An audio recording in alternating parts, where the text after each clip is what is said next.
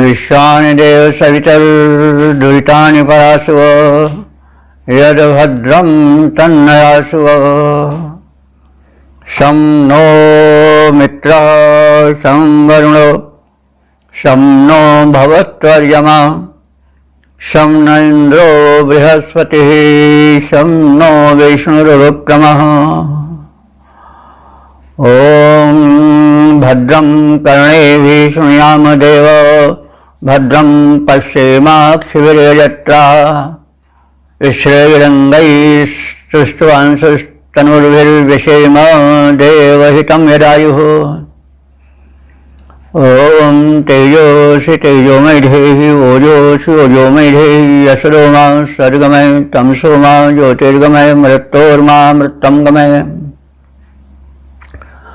ॐ जीवेम शरदा शतं पश्येम शरदा शतं शृणुयेम शरदा शतं मदीनास्यां शरदा शतम् ॐ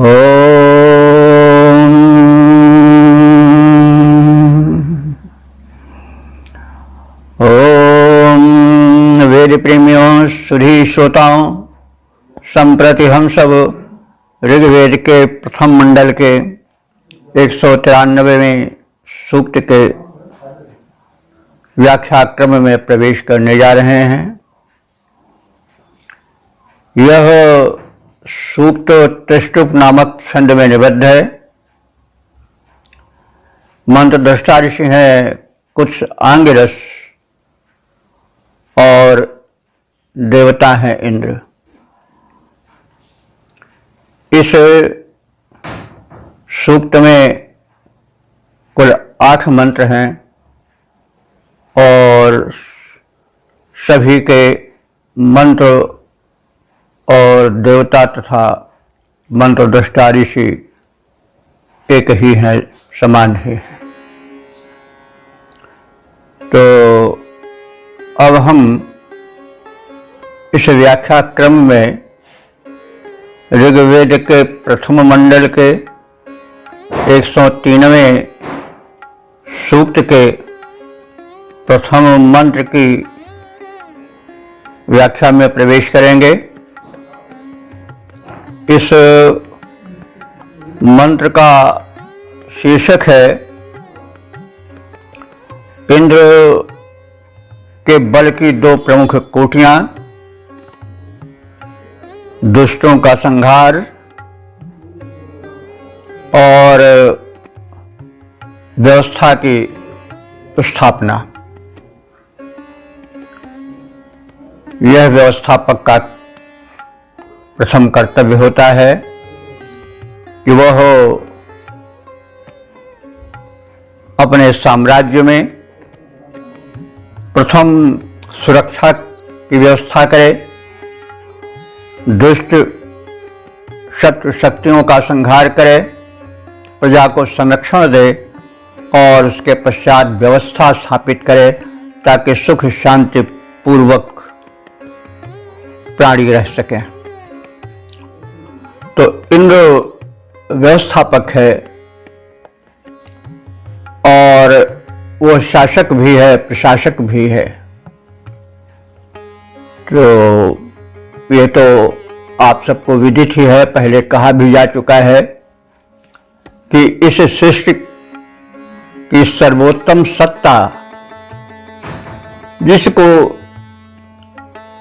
परमेश्वर परब्रह्म कहा जाता है, उसको जो प्रथम नाम दिया वह ऋषियों ने इंद्र नाम दिया। बाद में वही शक्ति भिन्न भिन्न नामों से भिन्न भिन्न मत मतांतरों में मानी जाती रही। शक्ति तो एक ही, नाम कुछ भी हो। सूर्य एक है, नाम कुछ भी कर दो, लेकिन स्वरूप उसका नहीं बदलेगा। तो इसलिए इस तथ्य को ध्यान में रख करके सदैव व्यवहार करना चाहिए, धार्मिक मतभेदों को भुला देना चाहिए और एक परम शक्ति में विश्वास करना चाहिए। एक नूर ते सब जग हुआ, कौन भला को मंद्या। तो अब इंद्र के शत्रु संहारक और व्यवस्थापक रूप को अपने में समेटे हुए मंत्र का प्रथम पाठ हो जाए। ओम तत्त इंद्रियं परमं पराचैरधारयन्तो कवयः पुरेदम् क्षमेदमन्यद्दिव्यन्यद्दस्य समीपृच्यते समनेव केतुः। शब्दार्थ से और भावार्थ से परिचय प्राप्त करें। इंद्र हे सर्वस्वामिन, दिव्य शक्तियों के अधिपति इंद्र देवता, ते तत् इदम परमम इंद्रियम, ते माने तुम्हारे, तत् माने उस, इदम माने इस, परमम माने परमोत्कृष्ट, इंद्रियम माने बल। इंद्रिय माने बल होता है। इंद्र का जो बल है वही उसकी इंद्रिय है, और इंद्रियां बड़ी बलवती होती हैं। इंद्रियों के माध्यम से ही तो सब कुछ होता है। जो है वो 5 ज्ञानेंद्रियां हैं, 5 कर्मेंद्रियां हैं, और अंतःकरण, मन, बुद्धि, चित्त, अहंकार हैं, ये सब हैं। तो इन्हीं के आधार पर तो जीवन चलता है, सारा संसार का कार्यकलाप होता है। तो इन्हीं के बल से शरीर क्रियान्वित होता है, कुछ करता धरता है। तो वे बल की प्रतीक हैं, इसीलिए उनको इंद्रिय कहा जाता है। और इंद्र और इंद्रिय में बड़ा मतलब घनिष्ठ संबंध है। इंद्र द्वारा जो संचालित हो या इंद्र का जो बल है वही इंद्रिय है। इंद्र को आत्मा भी कहा जाता है, इंद्र को प्राण भी कहा जाता है, जैसा पहले हम लोग कहते सुनते आए हैं। तो उसी के कारण इंद्रियों में बल होता है, और इंद्रियों के बल के आधार पर ही शरीर क्रियान्वित होता है, अन्योन्याश्रित है ये। तो इंद्र को संबोधित करके कहा जा रहा है कि हे इंद्र, तुम्हारे उस उत्कृष्ट बल को, तत्ते परमम इंद्रियम, तुम्हारे उस उत्कृष्ट बल को, कवयः, कवयः माने दूरदर्शी विद्वानों ने, कवि शब्द का बहुवचन कवयः है। कम आनंदम वितरति कवि, अथवा कम रचयति, जो रचना करता है वो कवि है। और कवयः दूरदर्शिनः, कवि दूरदर्शी होता है। सूक्ष्म से सूक्ष्म विचारणा उसमें आती जाती रहती है, कल्पना माध्यम से, भावना माध्यम से उन्हें वो व्यक्त कर रस संचार करता रहता है, ओज तेज भरता रहता है। तो इसलिए कवि, तो कवि का बड़ा ऊंचा स्थान है। परमात्मा भी कवि है, विद्वान भी कवि हैं, रचनाकार कवि हैं। तो यहाँ पर कवयः जो कहा गया है वो दूरदर्शी विद्वानों के लिए कहा गया है। तो दूरदर्शी विद्वानों ने, हे परम शक्तिशाली इंद्र, पूरा माने पहले यानी प्रथम, इन विद्वानों ने तुम्हें पराचैः माने पर माने शत्रु, शत्रु के संहारक रूप में, वधकर्ता रूप में पहचाना।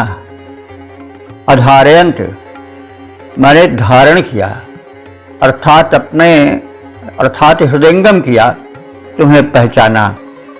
तो हे परम शक्तिशाली उत्कृष्ट बलधारक इंद्र, पहल दूरदर्शी विद्वानों ने तुम्हें शत्रु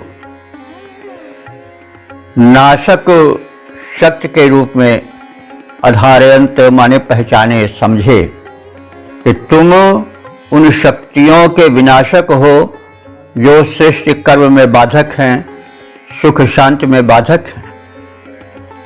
तो प्रथम तो तुम्हारे संहारक रूप को और शत्रुओं के संहार करके अथवा दानवी शक्तियों का संहार करके अथवा पृथ्वी में प्रगति में जो अवरोधी शक्तियां हैं उनको नष्ट करके करने वाले के रूप में पहचाना। लेकिन तुम्हारा दूसरा भी रूप है, बाद में उसे भी विद्वानों ने, दूरदर्शी ज्ञानियों ने पहचाना, ऋषियों ने पहचाना। वो क्या है?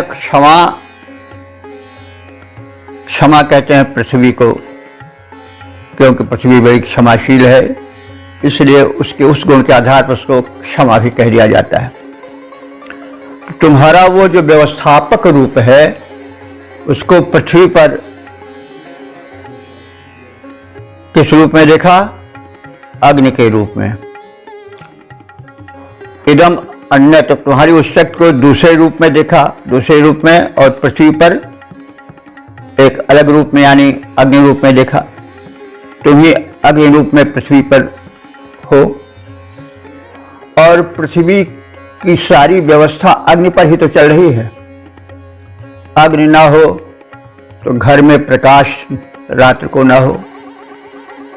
और अग्नि के बड़े व्यापक रूप हैं। जो ऊष्मा है वो अग्नि का गुण है। पृथ्वी में ऊष्मा है तभी अंकुरण होता है। बीज में अंकुरण शक्ति जागृत होती है। शरीर में वह ताप बनकर और जठराग्नि बनकर स्थित है, तभी तो भोजन पचता है, तभी जीवन रहता है। तो ये सब उस इंद्र ने व्यवस्थित किया, और पहले अग्नि के माध्यम से, गार्हपत्य अग्नि के माध्यम से भूमि में ये विविध रूपों में व्यवस्था की। अग्नि से ही शक्ति भी आती है, ये सब काफी कहा जा चुका है, हम सब जानते हैं। जब स्पार्कलिंग होती है तो जो पदार्थ होता है, चाहे पेट्रोलियम हो चाहे कोई हो, जल हो, तो उसमें एक ऊर्जा उत्पन्न होती है और वो अग्नि ही का रूप है। तो इस प्रकार से मानव के प्रगति में अग्नि का बड़ा हाथ है प्रारंभ से ही। तो उस इंद्र ने पहले तो आसुरी शक्तियों को परास्त करके पृथ्वी पर शांति स्थापना की। पश्चात व्यवस्था क्या किया कि अग्नि की व्यवस्था किया भूलोक में। उसकी व्यवस्था दूसरे रूप में है, अन्यत यानी अग्नि के रूप में है। और दिव्य अन्यत, दिव्य माने द्विलोक में, अन्यत माने दूसरे रूप में है, अर्थात सूर्य रूप में है। तो उस परमात्मा ने पृथ्वी पर यहाँ की व्यवस्था के लिए अग्नि को संप्रेषित किया, व्यवस्थित किया, और द्विलोक में सूर्य को व्यवस्थित किया। अगर सूर्य न होता तो धरती न होती, उस पर जीवन न संभव होता। वृष्टि आदि के कृत्य सूर्य से ही संबंधित हैं। ऋतुओं का चक्र सूर्य से ही संबंधित है। दिन और रात का बनना सूर्य से ही संबंधित है। तो दानवीय शक्तियों या जो सृष्टि के संचार में, निर्माण में बाधक हो रही थी, पहले इंद्र ने उसे समाप्त किया। उस परम शक्ति ने उन दानवीय शक्तियों को समाप्त किया जो अवरोधक थी। उसके पश्चात व्यवस्था के लिए उसने क्षमा पृथ्वी पर अग्नि की व्यवस्था की, और तत्पश्चात या उसी क्रम में उसने द्विलोक में सूर्य को स्थापित किया, जिससे धरती में व्यवस्था रहे, धरती के प्राणियों को जीवन मिले, सचराचर आगे विकसित हों, बढ़ें, जीवंत हों। तो इस प्रकार से तुमने एक व्यवस्था पृथ्वी पर अग्नि रूप में किया, दूसरी व्यवस्था अन्यत्र स्वर्गलोक में या द्युलोक में सूर्य के रूप में किया। ये दोनों ये दोनों एक समान हैं और समना केतु इव, और संग्राम में झंडों की भांति संप्रेषित माने परस्पर मिले हैं। तो जैसे दो परस्पर झंडे रहते हैं और दोनों युद्ध क्षेत्र में मिल जाते हैं, दोनों दो चीज के सूचक होते हैं। भाई यह एक राजा है, यह एक देश है, इसका यह झंडा है, यह दूसरा देश है, इसका यह झंडा है। लेकिन झंडे जो हैं वो सूचनात्मक होते हैं। वो शक्ति का परिचय देते हुए भी उनका जो कृत्य होता है वो समान होता है।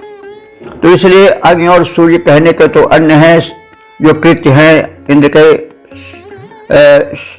शत्रु संहारक और व्यवस्थापक, वो सब कहने को दो है, लेकिन अंत में सब मिलकर के एक ही हैं। जैसे पताकाएं भिन्न भिन्न होते हुए भी अंत में वे सूचिका होती हैं, परिचायक होती हैं, वैसे ही समझिए। तो समना केतु इव, समन कहते हैं संग्राम को, युद्ध को। केतु माने पताका। जैसे युद्ध में पताकाएं भिन्न भिन्न होते हुए भी दोनों का कार्य शक्तियों का परिचय कराना होता है। तो समना माने युद्ध, ये हम लोग कहते सुनते आए हैं कि ऋग्वेद में युद्ध के बड़े पर्यायवाची हैं, हम समय समय पर इसे कहते भी रहते हैं। तो समन भी युद्ध के अर्थ में आता है, पर्यायवाची है। इसलिए यह पर्यायवाची बहुत रखा गया, क्योंकि युद्ध ही जीवन है, लाइफ इज ए स्ट्रगल। और युद्ध से घबराओ नहीं, युद्ध करो, मामनुस्मर युद्धचा। गीता में भी तो भगवान ने कहा है कि मामनुस्मर युद्धचा, युद्ध करो। युद्ध से तुम भाग नहीं सकते हो, लड़ना पड़ेगा। भाई रोग आवेंगे, कभी शोक आवेंगे, कभी अपने आवेंगे, कभी पराबे आएंगे, कभी किसी रूप में विघ्न आवेगा, कभी किसी रूप में जूझना पड़ेगा जीवन में। तो उससे घबरा जाओगे तो फिर आत्महत्या करोगे, जो कि कदापि उचित नहीं है। इसलिए मामनुस्मर युद्धचा, मुझ परम शक्तिमान का स्मरण करते रहो और जीवन के युद्ध में न्यायपूर्वक लगे रहो, करते रहो।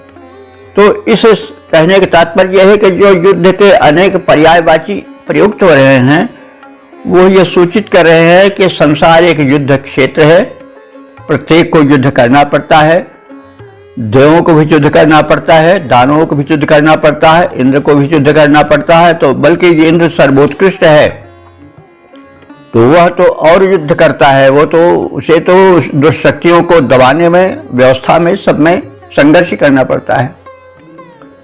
इंद्र को भाई साहब, भाइयों, प्रेमियों, ये जानिए कि इंद्र वो इंद्र नहीं है जो पुराणों में कहा जाता है। इंद्र वो परम शक्ति है, जो कि परम वीर है, परम साहसी है, परम शक्तिमान है, परम न्यायी है, परम दानी है, परम उदार है।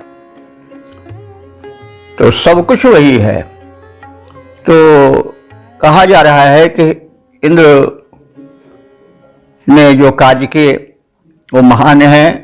प्रथम शत्रु संहार अर्थात श्रेष्ठ विकास में जो बाधक तत्व थे उनको इंद्र ने शमित किया, दूर किया। फिर व्यवस्था की पृथ्वी पर अग्नि के रूप में, द्युलोक में सूर्य रूप में उसकी व्यवस्था हुई, जिससे पृथ्वी का जीवन और विकास चल सके। तो इसकी ये व्यवस्थाएं परस्पर भिन्न होते हुए भी एक ही रूप की हैं। जैसे युद्ध में पताके भिन्न हो सकते हैं, लेकिन दोनों का उद्देश्य एक परिचय देना होता है। तो इस प्रकार से हे इंद्रदेव, तुम्हारे उस उत्तम बल को पहले दूरदर्शी विद्वानों ने शत्रुबद्ध संबंधी कर्मों के रूप में पहचाना और फिर तुम्हारे व्यवस्थापक रूप को देखा, तुम्हारी शक्ति को दो धाराओं में विभक्त देखा। पृथ्वी पर इंद्र का बल अग्नि रूप में, उसकी व्यवस्था अग्नि रूप में, और आकाश में सूर्य रूप में देखी गई। ये दोनों शक्ति धाराएं कहने को दो हैं, लेकिन हैं एक। उनका उद्देश्य विकास है, एक परिचय देना है। इसके लिए उपमा दी गई है कि जैसे युद्धस्थल में विपरीत दिशाओं से आती हुई पताकाएं परस्पर भिन्न देखते हुए भी उद्देश्य से एक हैं, तो इस प्रकार से हमने इस मंत्र का संक्षिप्त परिचय प्राप्त किया, शब्दार्थ और भावार्थ को जाना। अब इसके पद रूपांतरण पर ध्यान दें। शत्रुनाश करते ये ज्ञानी जिसे तेज द्वारा, शत्रुनाश करते थे ज्ञानी जिसे शत्रु द्वारा, शत्रुनाश करते थे ज्ञानी जिसे तेज द्वारा। तेज जो है वो अंधकार का शत्रु है, तो शत्रुनाश करते थे ज्ञानी जिसे तेज द्वारा। वही तेजो बल रवि अग्नि में सुहाता है, इंद्र तेरा तेजो बल बटा युग कोटि में है। एक भूमि दूजा आसमान में सुहाता है, एक भूमि दूजा आसमान में दिखाता है। तेरा तेज अंबर में सूर्य बन दीप्तिमान, वही तेज भूमि पर अग्नि कहलाता है। युद्ध भूमि में विरुद्ध दिशा की ध्वजाएं जैसे मिले शोभा पाती, वैसे वह शोभा पाता है। ओम शम। वेद प्रेमियों, सुधी श्रोताओं, संप्रति हम सब ऋग्वेद के प्रथम मंडल के 103वें सूक्त के दूसरे मंत्र की व्याख्या में प्रवेश करने जा रहे हैं। यह मंत्र त्रिष्टुप नामक छंद में निबद्ध है। मंत्र दृष्टा ऋषि हैं कुछ, आंगिरस देवता हैं इंद्र, और इस मंत्र का शीर्षक है इंद्र के पराक्रमपूर्ण प्रशंसनीय कृत्य। अब संबंधित मंत्र का प्रथम पाठ हो जाए।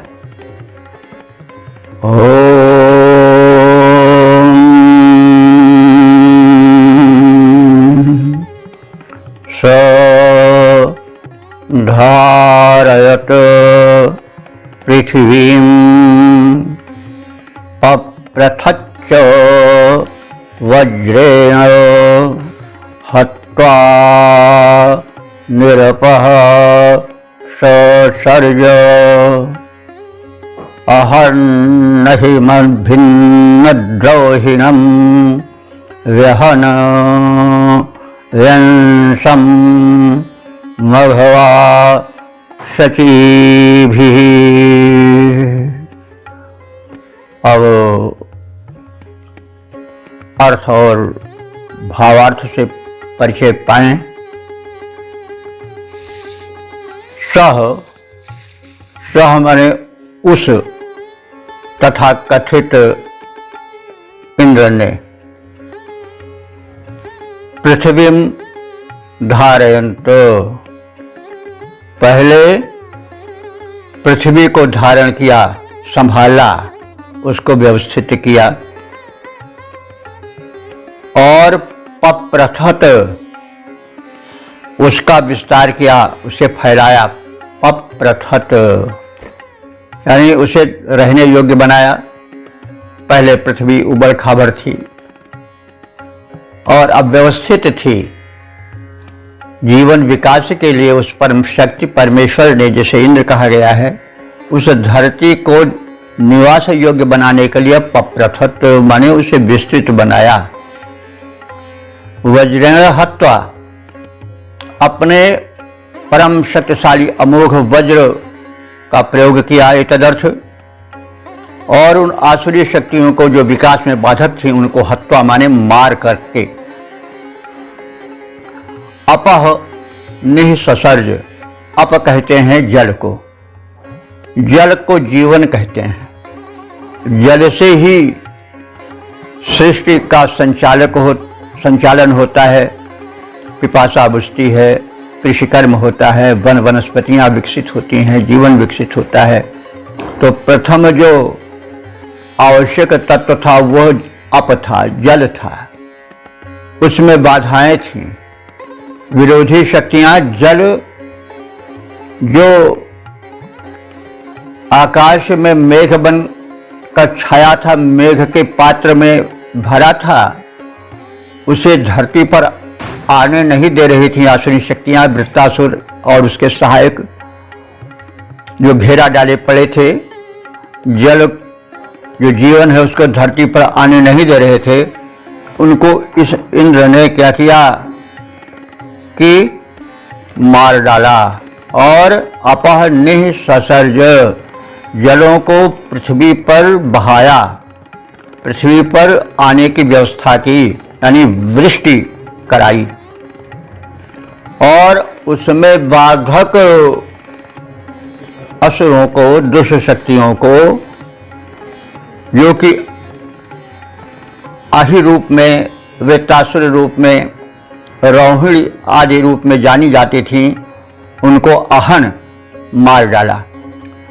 तो उसने अहिम अहन, अहि नाम के दानव को, जो सृष्टि विकास में बाधक था, जल को रोके पड़ा था, वृत्तासुर का सहायक था, उसको मार डाला।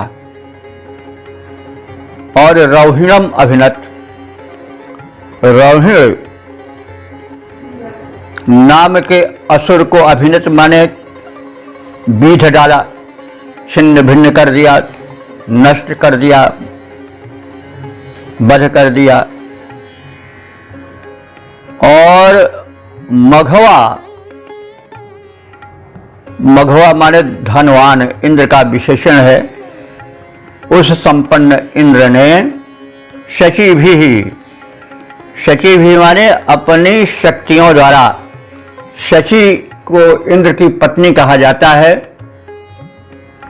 तो शक्ति ही शक्तिमान की पत्नी है।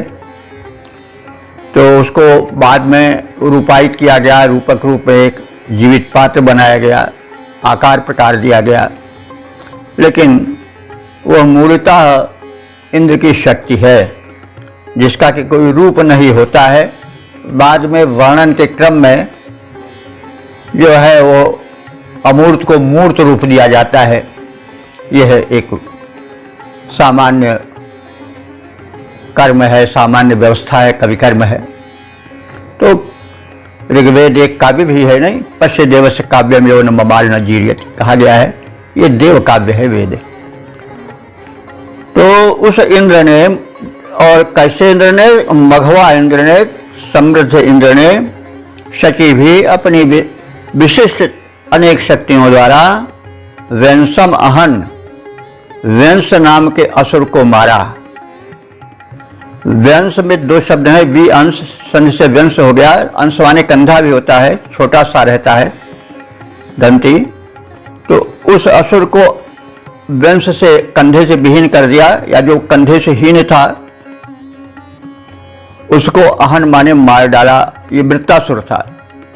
उस वंश नाम असुर को अथवा वृत्तासुर को, जो प्रगति में बाधक था, जलावरोधक था, धरती पर जल की व्यवस्था करने के लिए पहले इंद्र ने उसको मारा। और देखिए, व्यवस्था में होता भी नहीं, जैसे पर्वत बनाए, धरती पर उथल पुथल होती रहती थी, पर्वत बनते रहते थे, बिगड़ते रहते थे, कहीं जल था, कहीं स्थल था।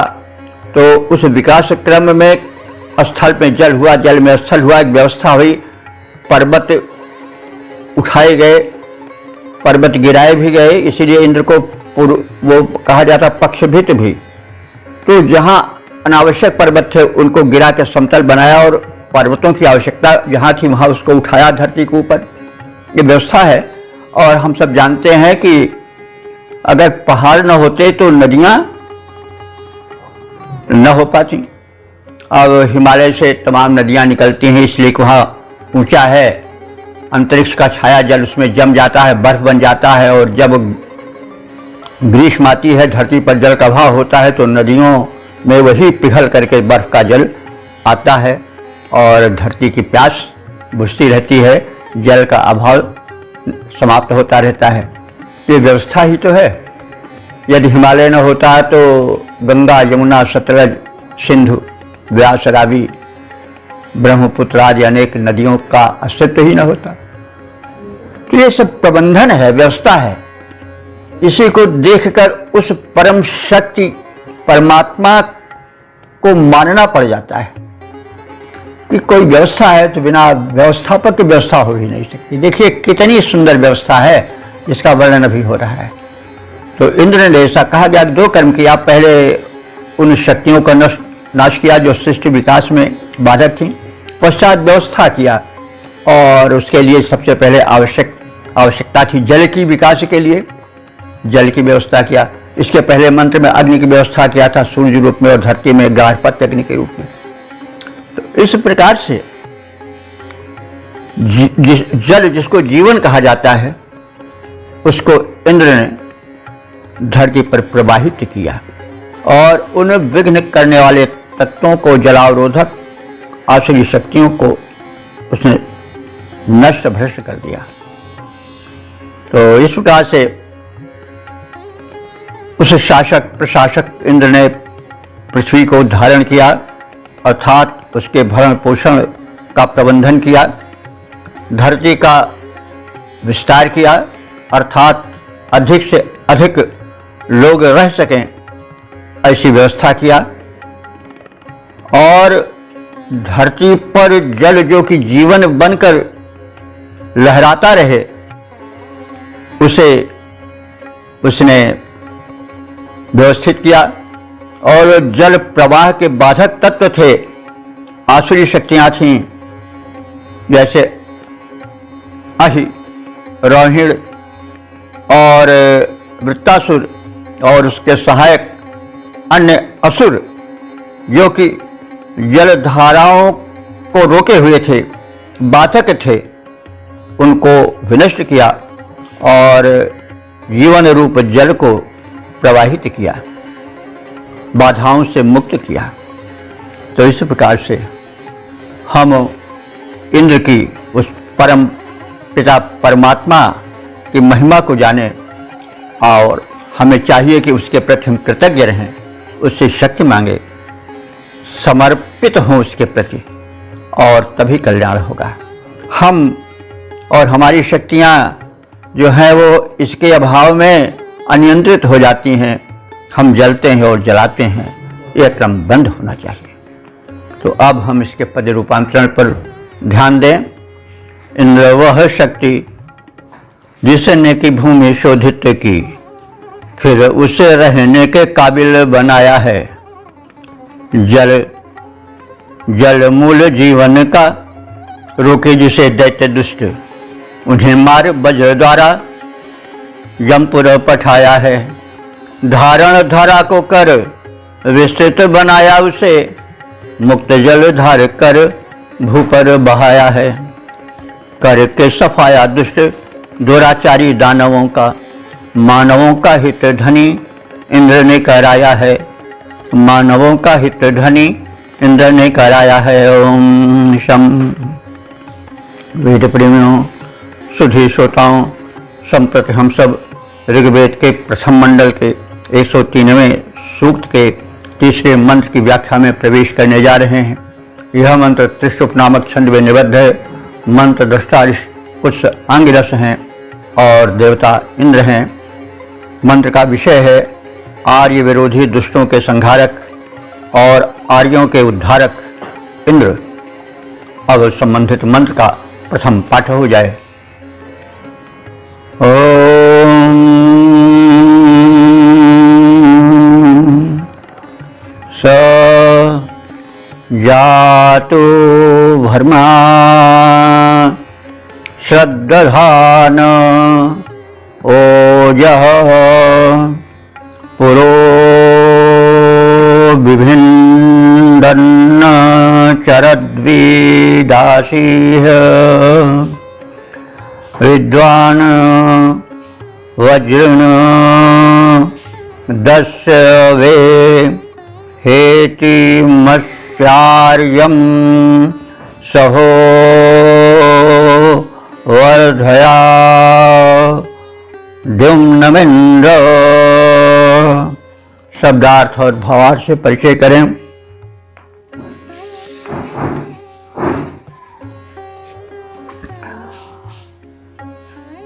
जातु भरमा, जातु कहते हैं वज्र को और भरमा कहते हैं आयुध को, अस्त्र को। तो वज्र ही जिसका अस्त्र है। वज्र को आप और नजदीक से जाने तो वज्र विद्युत को कहते हैं और वह विद्युतास्त्र बड़ा भयंकर होता है। उस प्रहार को कोई रोक नहीं पाता है।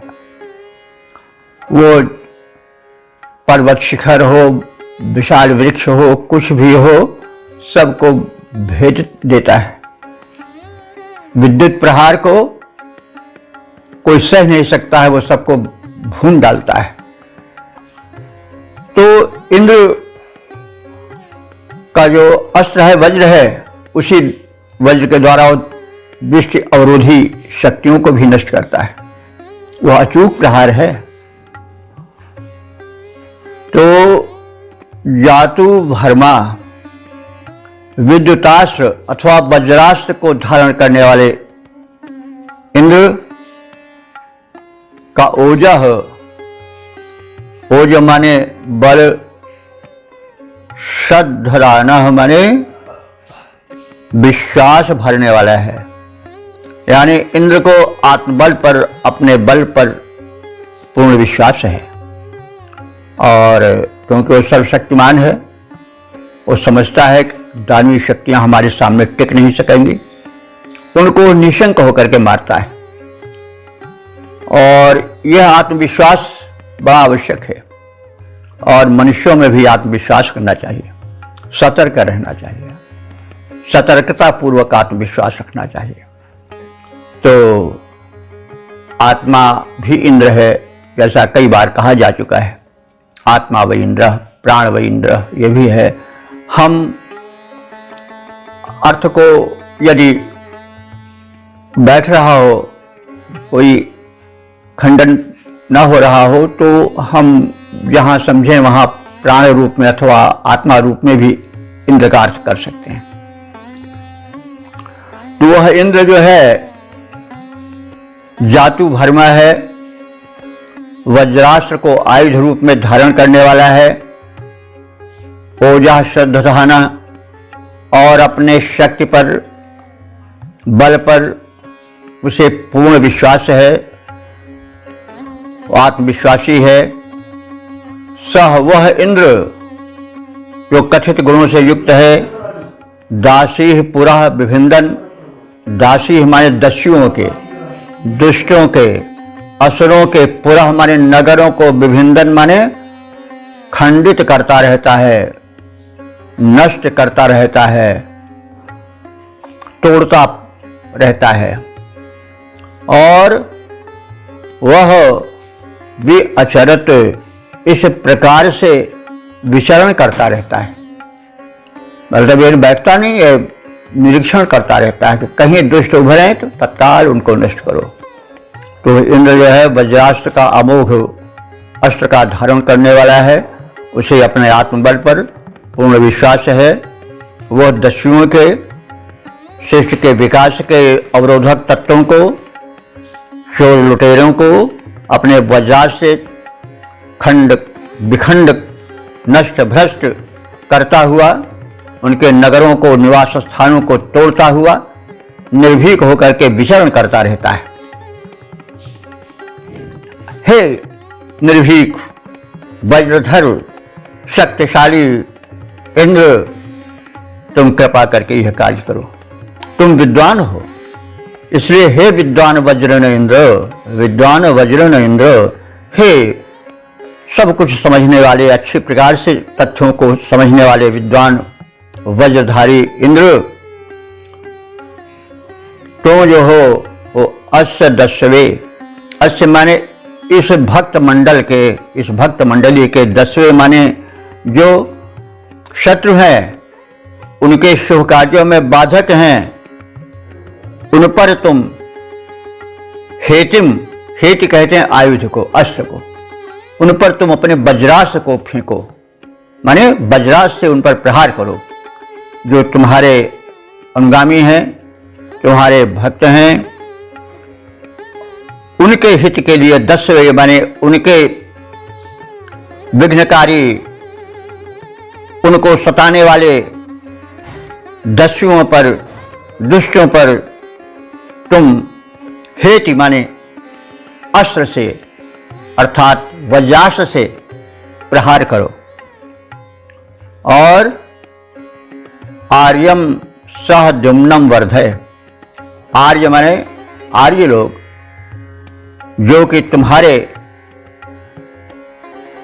पक्ष के हैं, तुम्हारे सत्कृत्य में तुम्हारा अनुगमन करते हैं, वे आर्य हैं। आर्य का अर्थ भी होता है जो प्रगतिशील हो, जो शुभ विचारों से आगे बढ़ने पर विश्वासी हो, वही आर्य है। तो आर्यों और अनार्यों से युद्ध चलता था, यह ऐतिहासिक पक्ष भी लिया जा सकता है। तो आर्य दल के जो थे वो मुखिया इंद्र थे, अनार्यों का वृत्तासुर था। इतिहास भी अगर हम चाहें तो खोज सकते हैं, कोई आग्रह नहीं है। यह तो मनुष्य की बुद्धि है, वह एक कथन को अनेक रूपों में लेकर के प्रस्तुत करती है। ध्यान ये रखना चाहिए कि अर्थ का अनर्थ कहीं ना हो बस। तो कथित गुणों वाले हे इंद्र, तुम आर्यों को सह माने बल होता है, स और हा सह, ये सह योगी तृतीया वाला सह नहीं है, बल्कि सह माने बल। आज भी कहते हैं कि किसी का सह पाए हुए हैं, लोक में तमाम वैदिक शब्द भी प्रचलित हैं। तो सह माने होता है बल। तुम अपने अनुगामी आर्यों को सह माने बल दो। और द्युम्नम माने, द्युम्न कहते हैं वैभव को, और उनको द्युम्न दो, वैभव दो। और दो ही नहीं बल्कि वर्धय, उसमें निरंतर विकास करते रहो। तो इस प्रकार से इसका भावार्थ है कि आत्मविश्वासी इंद्र विद्युत रूपी अमोघ वज्रास्त्रधारी है, अथवा उसके अस्त्र विद्युतवत चमकदार और अमोघ हैं और तीक्ष्ण हैं। इंद्र इन्हीं के द्वारा बड़े बड़े दस्युओं को बड़े आत्मविश्वास के साथ मार डालता है, उनके नगरों को ध्वस्त कर डालता है, तथा निर्विघ्न होकर के विचरण करता रहता है। धरती की व्यवस्था को, सृष्टि की व्यवस्था को संभालता, निरीक्षण करता रहता है। हे वज्रधर इंद्र, आप समर्थ हैं इस अस्तोता के, इस भक्त के जो शत्रु हैं उन पर वज्रघात करो, वज्रपात करो, उनका समूल सफाया कर दो, और अपने अनुगामी आर्यों के बल और वैभव और कीर्ति में वृद्धि दो, उसको विस्तृत करो। यह आपसे प्रार्थना है। अब इसके पद रूपांतरण पर दृष्टि डालें। तीखे अस्त्र इंद्र के हैं विद्युत की धार जैसे, तीखे अस्त्र इंद्र के हैं विद्युत की धार जैसे, शत्रु पर जिन्हें वह झूम के चलाता है, शत्रु पर जिन्हें वह झूम के चलाता है। दल दस्युओं के मार के भगाता और ध्वस्त नगरों को कर बिहड़ बनाता है। आत्मबलधारी इंद्र विघ्नहीन घूमते हैं, अपने उपासकों के भय को भगाते हैं, और भक्तों के विरोधियों पर वज्र को गिराए इंद्र। आज शक्तियां बढ़ाएं विनती सुनाते हैं, आज शक्तियां बढ़ाएं विनती सुनाते हैं। हम सब यही उनसे विनय कर रहे हैं, और इस प्रकार से उस संरक्षक और व्यवस्थापक इंद्र के प्रति हम भक्त समर्पित हैं, उनकी कीर्ति गा रहे हैं। वो इस भारत भूमि पर और यहाँ के निवासियों पर कृपा दृष्टि रखें, और सृष्टि में उनके माध्यम से सुख और शांति का प्रसार कराएं, सद्बुद्धि व्यापक बनाएं और भारत को जगत गुरु के पद पर बैठाएं। यह अतिरिक्त प्रार्थना है। ओम। वेद प्रेमियों, सुधी श्रोताओं, संप्रति हम सब ऋग्वेद के प्रथम मंडल के 103वें सूक्त के चौथे मंत्र की व्याख्या में प्रवेश करने जा रहे हैं। यह मंत्र त्रिष्टुप नामक छंद में निबद्ध है और इस मंत्र के दृष्टा ऋषि हैं कुत्स आंगिरस और देवता हैं इंद्र। इंद्र के स्वरूप को हम सब जान चुके हैं और व्याख्या में हमें देवता के स्वरूप को सदैव ध्यान में रखना चाहिए और मंत्र के जो है शिव पक्ष पर विशेष ध्यान देना चाहिए। अब हम संबंधित मंत्र का प्रथम पाठ कर लें। इस मंत्र का शीर्षक है दुष्ट संहारक इंद्र का प्रशंसनीय अक्षय यश।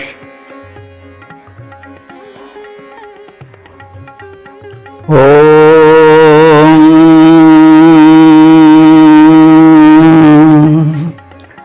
तदोचुषे मानुषे मा युगानि कीर्तेन्यं मघवा नाम बिभ्रत उपप्रयन दस्यु हत्याय वज्रे यद्ध सूनुः श्रवसे नाम दधे। शब्दार्थ और भावार्थ से परिचय प्राप्त करें। इंद्र, यह सर्वस्वामीन इंद्र शक्ति सूनु, शक्ति का पुत्र है, यानी साक्षात शक्ति है।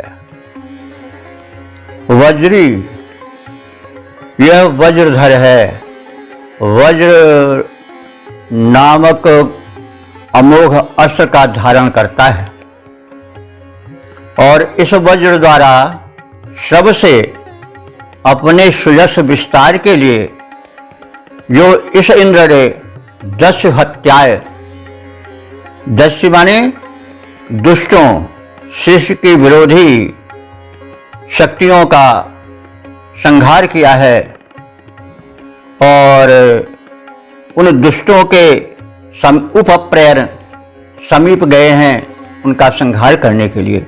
यानी इंद्र ने वज्र धारण कर शिष्य की विरोधी शक्तियों जो उसके सुख समृद्धि और विकास में बाधक हैं उनके हनन के लिए, उन दस्युओं के, उन लुटेरों के, उन डकैतों के, उन दुष्टों के हत्या कर देने के लिए, वध कर देने के लिए उपप्रयन उसके समीप गए हैं।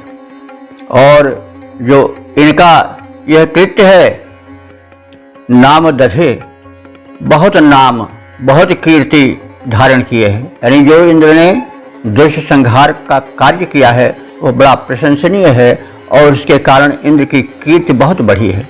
जितने महापुरुष हुए हैं, अवतार हुए हैं, वे सब दुष्ट दानवीय शक्तियों का संहार करके ही तो नाम पाए हैं। तो इंद्र भी तभी कीर्ति पाता है जब वो रक्षा करता है।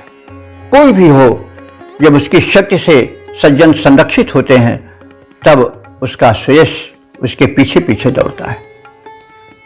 तो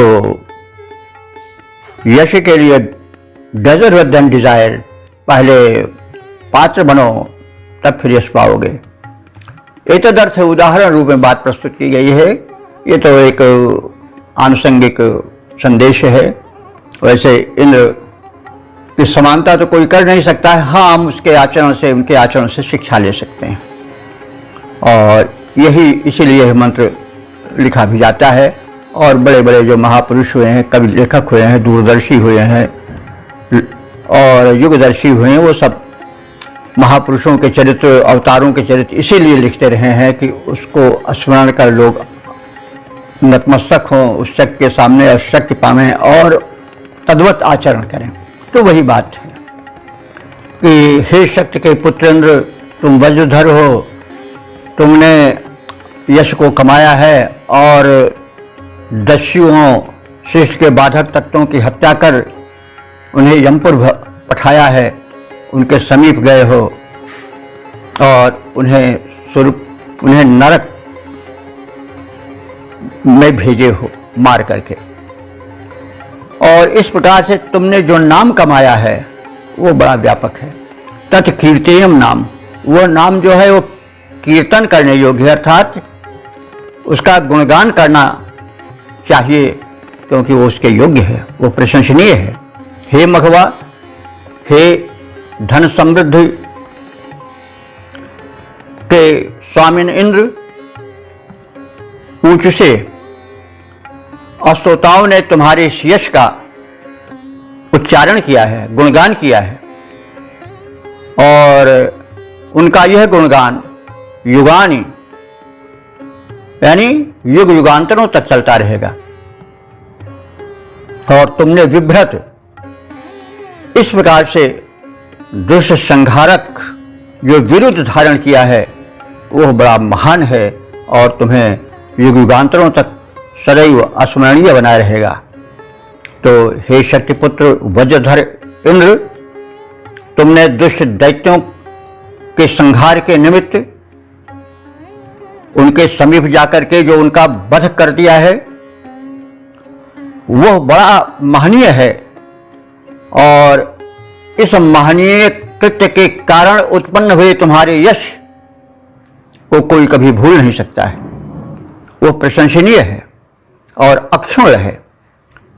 स्तुतिकर्ताओं ने, उपासकों ने इंद्र के इस यश का गुणगान करके युग युगों तक इंद्र को अमर बना दिया है, स्थिर कर दिया है। मनुष्य इसका श्रद्धापूर्वक श्रवण करते रहेंगे और प्रेरणा प्राप्त करते रहेंगे, भक्ति से विनम्र भाव से आत्म शांति और आत्मबल पाते रहेंगे। यह आशय है। अब इसका हम पद रूपांतरण भी देख लें। शक्तिपुत्र वज्रधर धनवान इंद्र ने जो, शक्तिपुत्र वज्रधर धनवान इंद्र ने जो दुष्ट दैत्य मार कर नाम को बढ़ाया है प्रशंसनीय, वह नष्ट नहीं होगा कभी। ज्योति पत्र पर लिखा हुआ चला आया है, ज्योति पत्र पर लिखा हुआ चला आया है। जन युगों तक सुने जिसे मघवा का नाम, रक्षा कर्म द्वारा जिसे इंद्र ने कमाया है। गुण गायकों के लिए इंद्र का सुयश यह, बड़ा ही प्रशस्त जो कि चारों ओर छाया है, बड़ा ही प्रशस्त जो कि चारों ओर छाया है। ओम शम।